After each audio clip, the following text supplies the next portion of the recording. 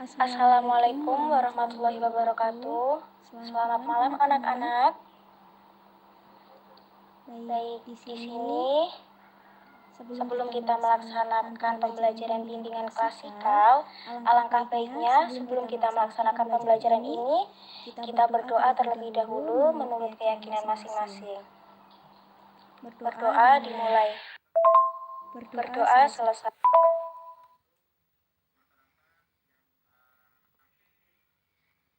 Baik, di sini Ibu akan menjelaskan langkah-langkah kegiatan kita mulai dari kegiatan inti hingga penutup. Nah, nanti di pertemuan kedua kita bisa membahas tentang etika. Nanti di situ kalian bisa membentuk sebuah kelompok. Baik, di sini Ibu akan menjelaskan apa sih etika pergaulan dengan teman sebaya. Sebelumnya ada yang pernah dengar nggak apa itu etika pergaulan dengan teman sebaya? Yang bisa menjawab Ibu kasih poin 10 ya.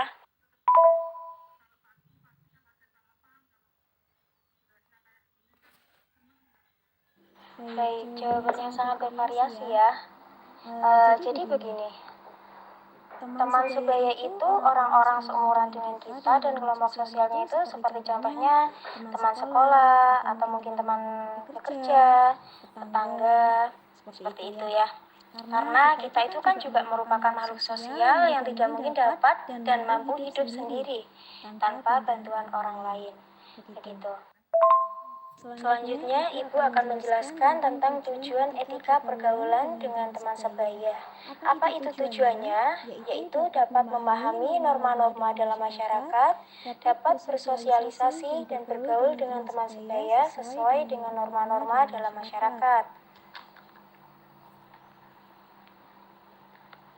Dan itu pun juga ada latar belakangnya. Apa itu? Pergaulan remaja adalah kontak sosial di antara remaja atau dalam kelompok sebaya, yaitu peer group. Kelompok sebaya ini di samping memberikan pengaruh yang positif terhadap perkembangan remaja sebagai anggota kelompok tersebut.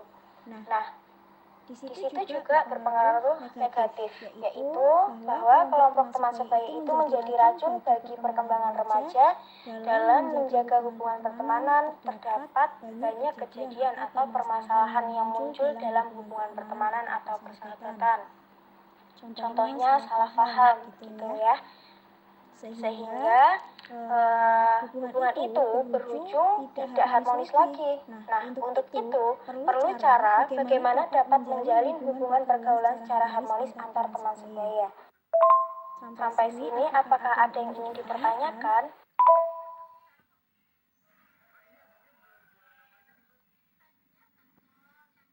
Yang dimaksud dengan sikap mau mengerti itu adalah mengerti dengan keadaan orang lain. Nah, pada dasarnya merupakan perbuatan yang sangat terpuji. Sebab apa? Orang yang mempunyai sikap mau mengerti dalam keadaan orang lain, ini membutuhkan kesadaran yang harus ditumbuhkan dari dalam hati. Nah, oleh karena itu, dalam membina hubungan yang baik, sudah seharusnya kita mau mengerti keadaan orang lain tanpa pandang bulu, yang artinya kita harus menghindari sikap acuh tak acuh atau tidak peduli terhadap orang-orang yang ada di sekitar kita. Baik, untuk Mbak Alvina, di sini dampak positif untuk pergaulan teman sebaya yaitu hidupnya individu bergaul dengan teman sebayanya maka lebih siap menghadapi kehidupan yang akan datang. Ya. Terus individu dapat mengembangkan rasa solidaritas antar kawan dan dapat berlatih memperoleh pengetahuan dan melatih kecakapan bakatnya serta mendorong individu untuk bersikap mandiri dan menyalurkan perasaan dan pendapat demi kemajuan kelompok teman sebaya. Begitu penjelasannya. Baik, sampai sini. Apakah sudah paham anak-anak?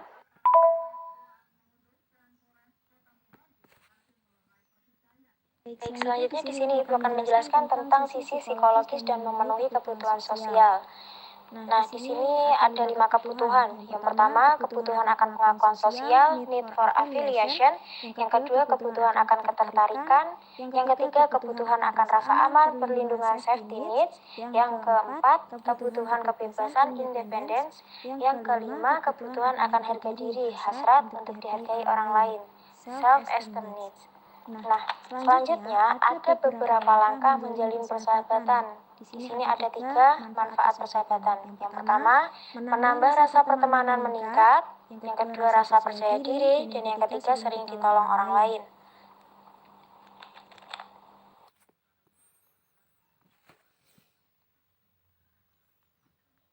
Selanjutnya di sini ada manfaat etika pergaulan dengan remaja sejenis di sekolah.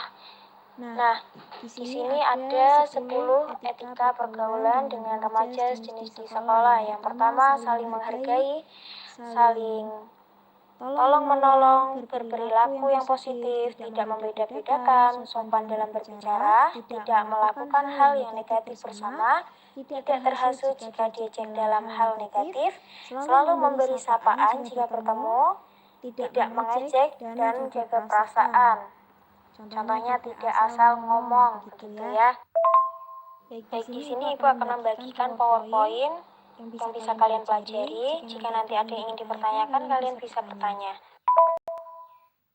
Baik, di sini jika kalian sudah paham dengan apa yang Ibu jelaskan, di sini Ibu minta kalian membentuk sebuah kelompok diskusi tentang apa itu etika teman sebaya.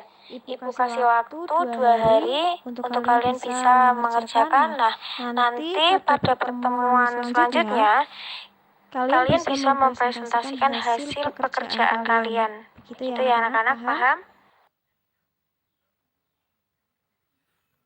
Baik, di sini Ibu akan share link di mana kalian harus mengisi bagaimana tanggapan kalian tentang pembelajaran etika teman sebaya.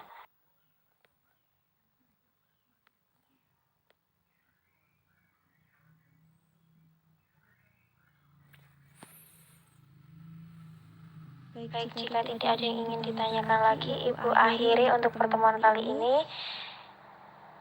Dan untuk mengakhiri pertemuan ini, mari kita tutup dengan bacaan hamdalah.